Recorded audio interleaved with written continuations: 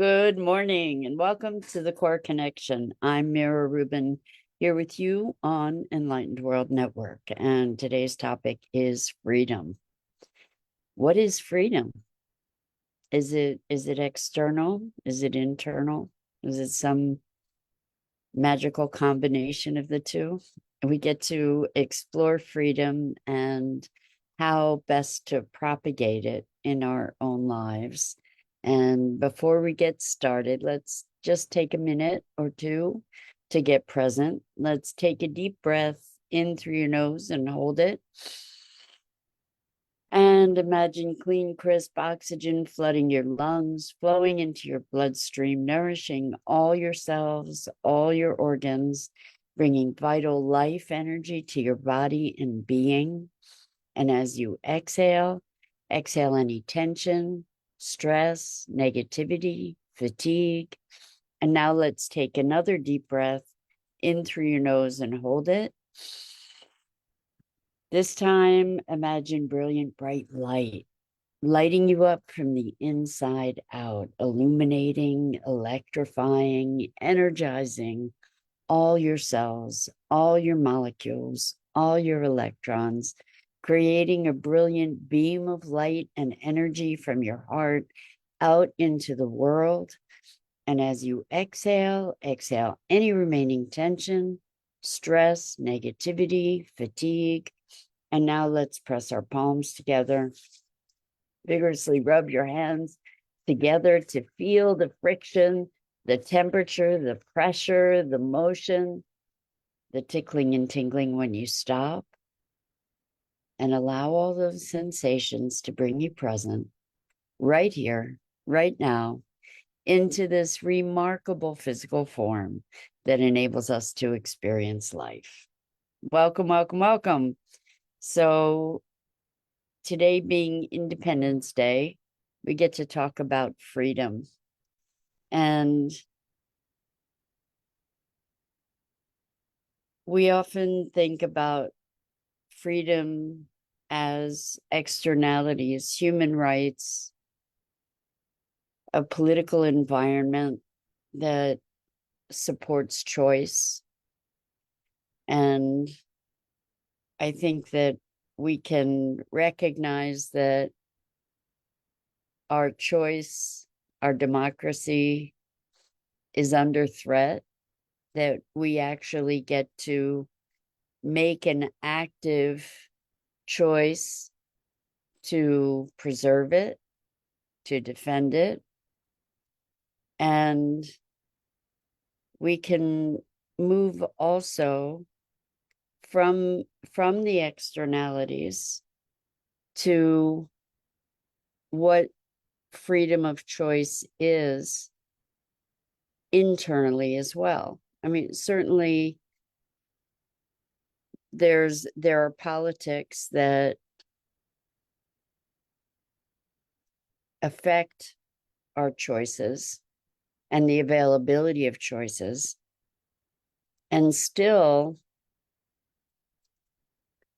I'm going to take a leap and say that the most important choice or level of choice is our internal choice and our choice of our own sovereignty, to embrace our sovereignty, to embrace our freedom of thought.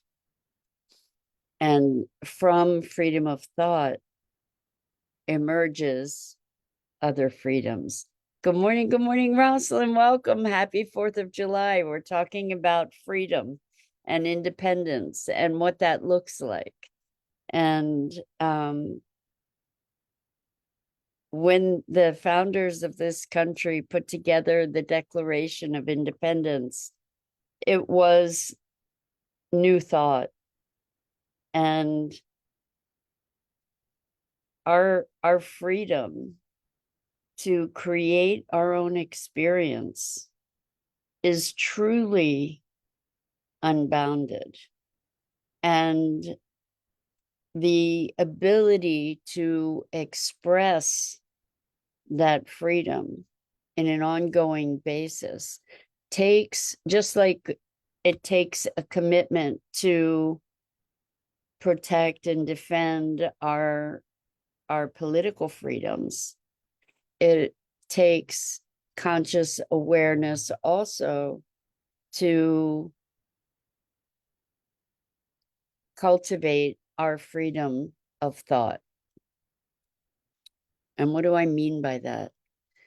It can be very easy to fall under the spell of convention, of the input and the conditioning and the programming that is rampant in our environment through advertising, through social media, where we're conditioned to believe what is presented as important. We're conditioned to externalize our experience, to make our self-worth reliant upon externalities, meaning what we own, what we do in the world, what we accomplish, what we strive for, externalities. We're taught that we're only, like in sales, you're only as good as your next sale, for example, or in business, it's always more and better, or possessions, more and better, climbing the social ladder. These are things that we are socially conditioned to. And all of that conditioning impedes our freedom. And so our freedom of our true expression, our freedom of connecting to our own values, because our values are so largely programmed from the external environment. And the truth is, I mean, a truth anyway, is that our hearts know our own path. Our hearts can direct us in right action, right for us. And in so many ways, we are taught not to pay attention to the song of our soul. We're taught not to listen to our hearts. We're taught to override and overpower. And when we talk about freedom and we talk about independence, what we're talking about today anyway is making the choice to embrace our freedom of thought, our freedom to be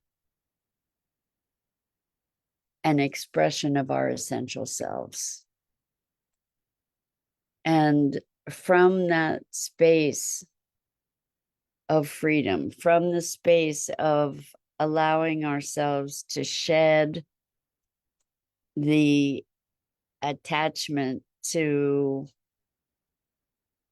everybody and everything else that is telling us how to be, when we give ourselves permission to release that, there's an experience of profound freedom that is not dependent upon external circumstance. That we can find a source within ourselves that transcends time and space and any of the limitation, to find a greater expression of our essence, of our soul, of our heart. And how do we do this? How can we detach from all these externalities? One way is meditation. Meditation can be tremendously profound in its impact on our body and being, on balancing our brain, actually literally balancing our brain waves. When we balance our brainwave patterns, when we become more coherent, we can connect more deeply to our essence. And when we connect more deeply to our essence, to our own knowing, then we have access to a greater experience of choice. We have greater access to our core values, our core drives, our core expression. And I'm putting it out there that is the ultimate freedom, is to find that essence and to be able to choose to live in alignment with it.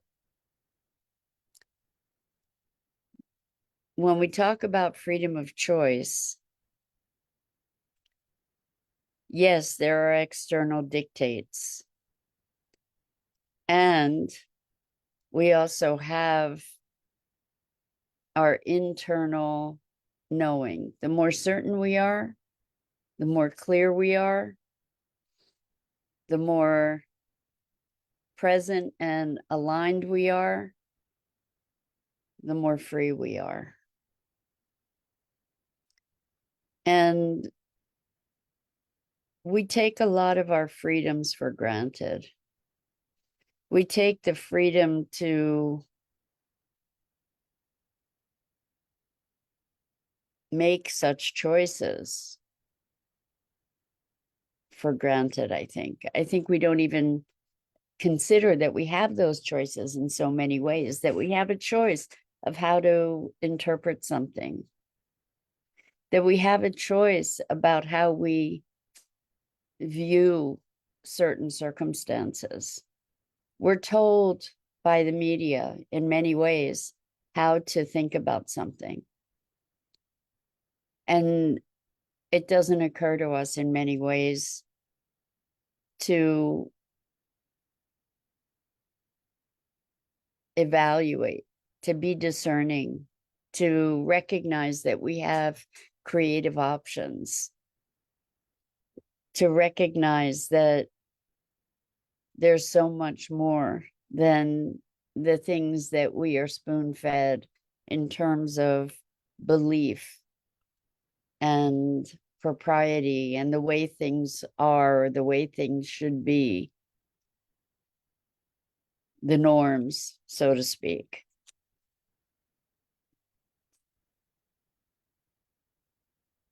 And we have the freedom to be bold in our choices for ourselves, in our choices for our expression. We still have freedom of speech in this country at this moment. We still have freedom to pursue political choice. We still have certain rights. We have the right to vote. We have the right to choose, which is getting more and more restricted in more and more places, to choose reproductive rights, Today is a day where we can take this opportunity on Independence Day to recognize what our freedoms are on all levels, and to choose to honor those freedoms, however that looks, to honor our right to have sovereignty over our bodies. These freedoms, the social freedoms, are freedoms that we take for granted in so many ways. And now, more than ever, is a time for us to be recognizing that we're called to action to preserve these freedoms, to honor the freedoms, to recognize the freedoms, to not take them for granted, to not take for granted the right to vote, to not take for granted the right to speak up, to dissent. We have that right. We have the right to stand up and be heard. And we get to exercise that freedom. So, in talking about freedom, we're looking on all different levels. We're looking culturally, socially, and most important is our freedom of thought, because our freedom of thought then propagates out into our actions. And we don't have to perceive things in the same way that we're told. We don't have to perceive crisis when we can perceive opportunity. We're taught in so many ways to have a negative bias. We can create opportunity in any moment. We have the freedom to do that. It takes courage. It takes courage to think differently. When we can conceive it, we can achieve it. When we can imagine something, we can bring that something into being. And so our greatest challenge and our greatest potential is in challenging ourselves to think independently, to think for ourselves, to actually think instead of just glom onto existing thoughts, instead of following the pack, that we do have the freedom to be different. And it takes courage, because there are consequences.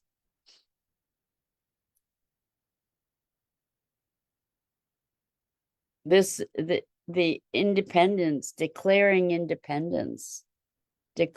freedom from oppression. That's what Independence Day, 4th of July, that's what this is about, or was declaring freedom from oppression. And we are our own greatest oppressors, because we have adopted so many of the thoughts and beliefs that limit our capacities, that limit our capability.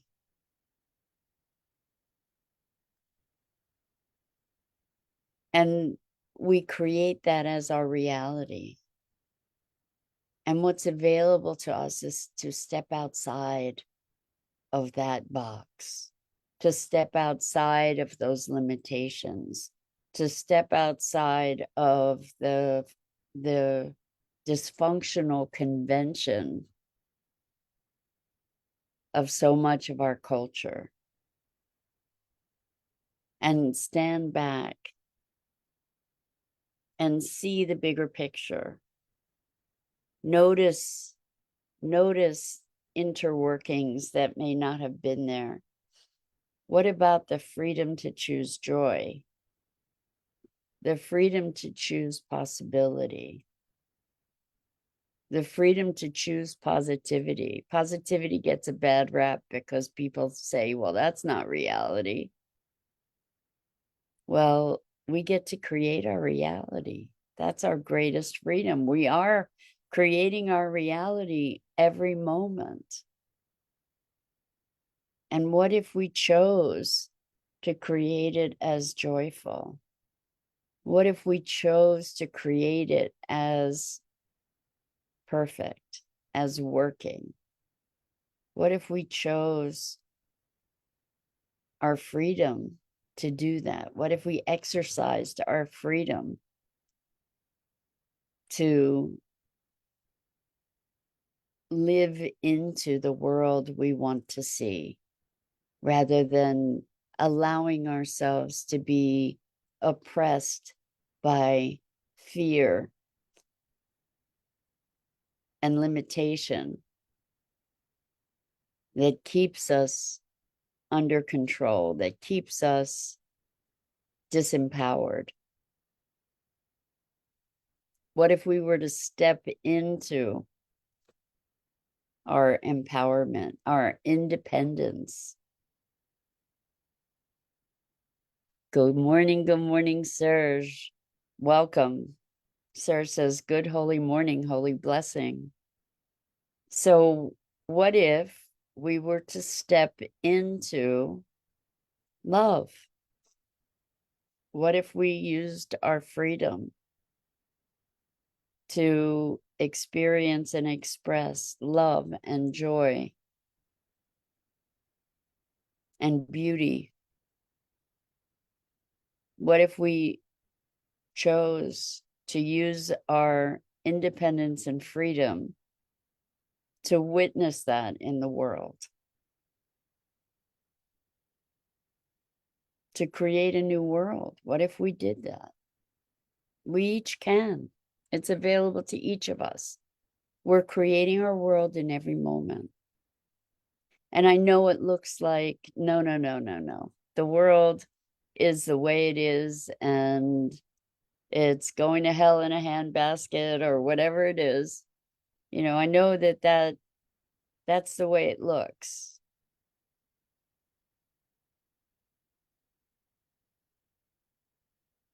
But the way that it looks is a function of how we're conditioned to see. And what if we use our freedom to choose differently? What if we use our freedom to see differently, to conceptualize differently, to interpret differently, independently, to recognize the beauty, to recognize the interconnection, to recognize the possibilities, to recognize that despite it looking, or because we're being told that it's dire and devastating, that maybe we can find beauty and joy and love. Good morning. I am loved by God. Welcome. Blessings to you as well. What if we have the freedom to recreate the world? We don't have to live in consensus reality. There's a whole other realm of infinite other possibilities. that we can create, that we can generate, that we can live into. And that's the ultimate freedom. That's the ultimate independence. And so, what if we exercise our freedom of choice? What if we exercise our independence to create the world that we know is possible, to live into that, to embody that, to express that, to exemplify that in the world, to hold that in our hearts, to hold that in our minds, to bring it forth, to be trusting life in its unfoldment, in its perfection. And isn't that the greatest freedom of all?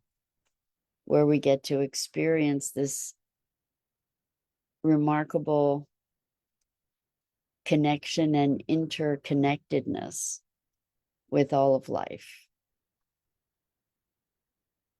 And so let's cultivate that independence and interconnectedness all at once. And let's choose how we create our lives and our experience. And that's it for today. I'm Mira Rubin. This is the Core Connection. And I go live here each weekday morning at 9 a.m. Eastern on the Enlightened World Network Facebook page and YouTube channel. Please like, follow, and share Enlightened World Network and me. The links are in the description. And happy, happy, happy Independence Day. Until next time, so much love to you.